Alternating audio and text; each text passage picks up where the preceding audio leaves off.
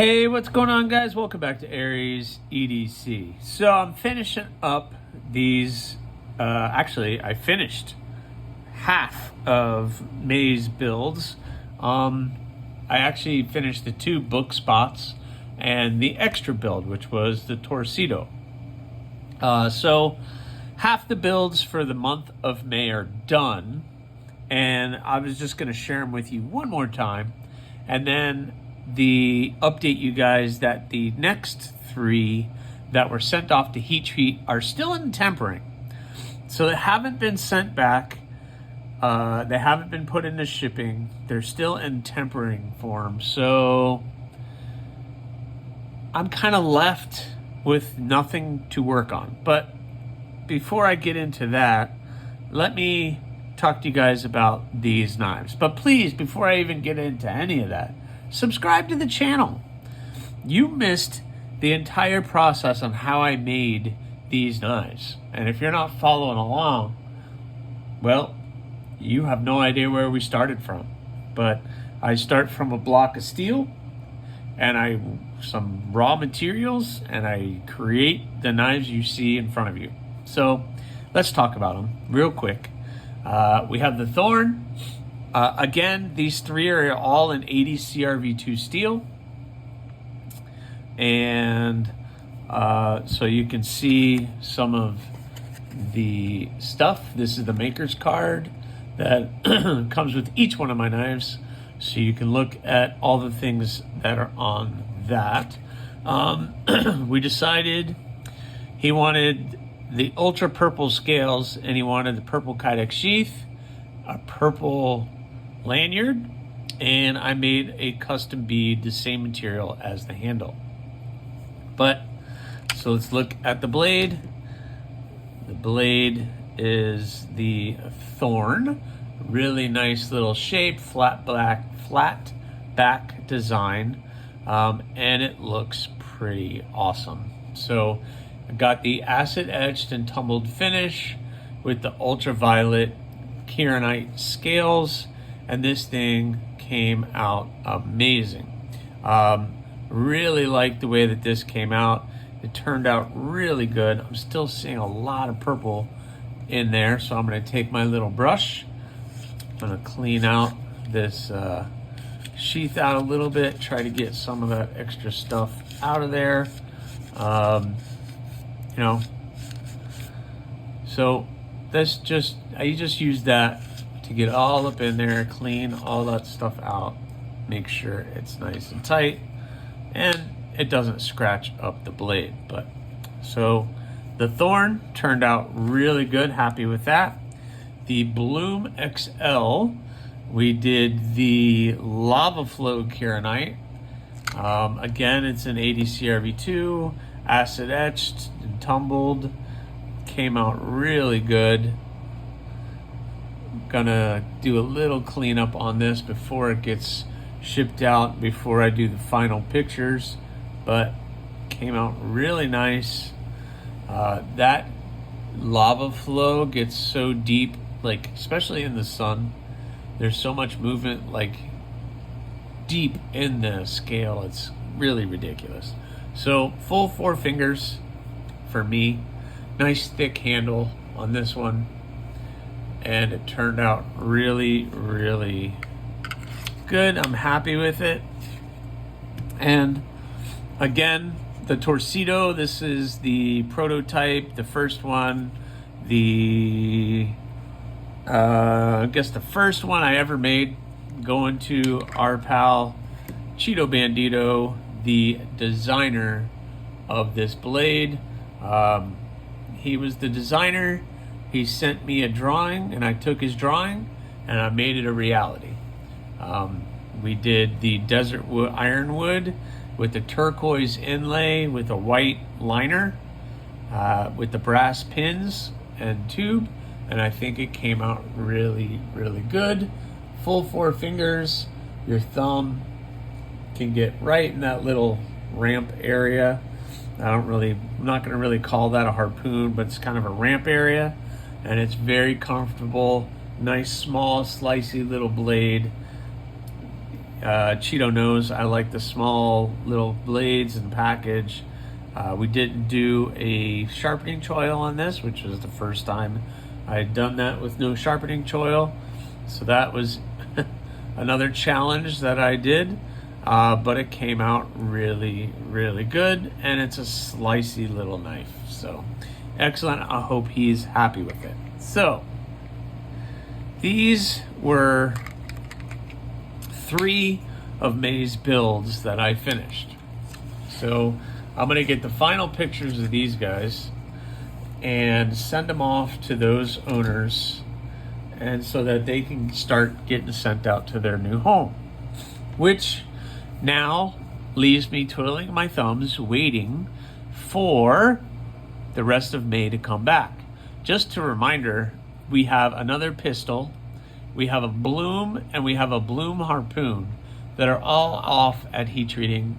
They're getting heat treated. It's all in AEB-L. So I'm just kind of waiting for those now to come back. Hopefully very, very soon. But in the meantime, I don't have anything to do. So I have announced before that my June books are closed. I am not going to open them up for June. And I have a couple personal projects that I'm going to do. And I think I'm going to go ahead and jump in and start on those. Just a reminder, we are going to do 2 Damascus blades. I'm going to do a Tordico, and I'm going to do a bud. I don't know if I've ever shared that with anybody, but I'm going to cut out a bud, and I'm going to make a bud. I haven't done one in quite some time, and it is a cool little knife. I like the shape of it, and I haven't done one in quite some time, and I think the bud will show off that Damascus really, really well. So I'm going to go do these 2 blades. Again, the Tobiko is going to get the Mammoth Molar scale on it, and I haven't made up my mind what I'm going to do for the bud, but it's a little early before I need to worry about that. So I'm going to do that. So I'm going to cut that one out. I also have this bar of Magna Cut, and I had drawn out this pistol, or no, not the pistol, a Stigma, and I really wanted to do a Stigma, but I'm struggling, and maybe you guys can help me, because I'm going to have to cut all this off, which only leaves me this much to do, and that really limits me to the knife I can make. I can't do another Thorn. That's not going to be enough material. I can't really do, let's see, oh, the Bloom's out there. I could do a Creep. That's kind of weird to do a Magna Cut Creep, and I'm losing out on a lot of material. I think I was going to try to squeeze in a Cardinal. If I cut it out properly, I might be able to squeeze a Cardinal in. So if I get that Cardinal right there, maybe I could do a skeletonized Cardinal in Magna Cut. I might be able to do that. But I was struggling with, should I do a Stigma or should I do 2 different blades? Maybe I could do 2 of the mini gargoyles. If I do a mini gargoyle here, that brings me a little bit behind that line, and then this brings me right to that line. So I could do 2 mini gargoyles and make them skeletonized. I don't know. What do you guys think? What should I do? I'm kind of torn with the Magna Cut. The problem is it's very thick. It's a thick bar. So, kind of torn on what to do with this. I think I was like, for sure I wanted to do the Stigma, and I could, but then it kind of very limits me what I want to do. I think I might keep the Stigma, and then try to squeeze in.